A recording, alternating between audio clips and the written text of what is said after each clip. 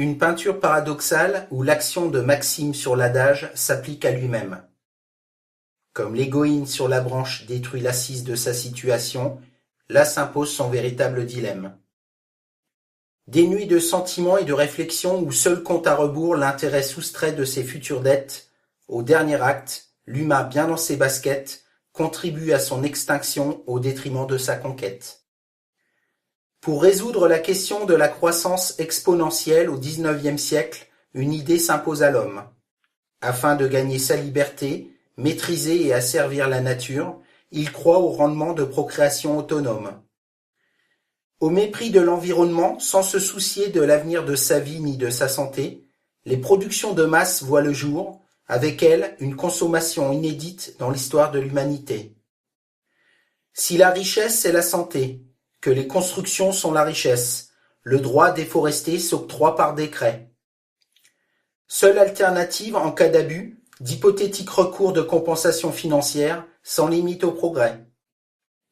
Concernant la question des dégâts, open bar pour les autorités, c'est le prix à payer pour la modernité.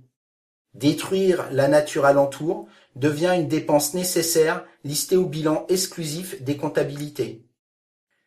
Sur les terres brûlées rouge vif, plus rien ne pousse, il ne subsiste qu'un petit point d'eau claire. Sous un ciel bleu sans nuages et sans pluie, s'accroît de l'industrie la chimie comme matière première. Semblable à des champignons de couleur pigmentée, pousse l'ultramoderne des civilisations. Au détriment d'arbres et de fleurs, les teintes sublimes du modernisme à présent déchaînent les passions. L'expérience ridicule considérée vraie par une minorité impose sa loi sur une majorité de crédules. L'être humain s'apprête à couper le dernier chêne, le faisant jusque-là respirer et boire sans scrupule. Le logo de ses tennis et habits rappelle le comportement en dents de scie de sa société illusoire prospère, où plus de richesse à terme, en meilleure santé, le désigne à une succession d'éléments d'allure triangulaire.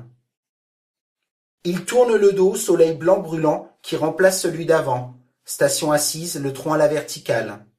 À ses pieds, la nature à l'horizontale succombe au profit d'argent physique et tangible de l'or du métal. Son raisonnement présente deux prémices contradictoires le menant à une seule et même conclusion. L'observation intéressante le décrit sciant la branche sur laquelle il assoit en toute quiétude sa position. L'arbre survivra in fine, simplement grâce au manquement de sécurité élémentaire de règles de conduite. Pour l'autre, notifié au nombre de la bête de la scie 166, l'apocalypse ne sera pas fortuite. Par son acte accompli, l'individu totalement libre et non encadré par un véritable statut, l'unique branche amputée entraîne un court instant le bénévole dans sa chute qui le tue.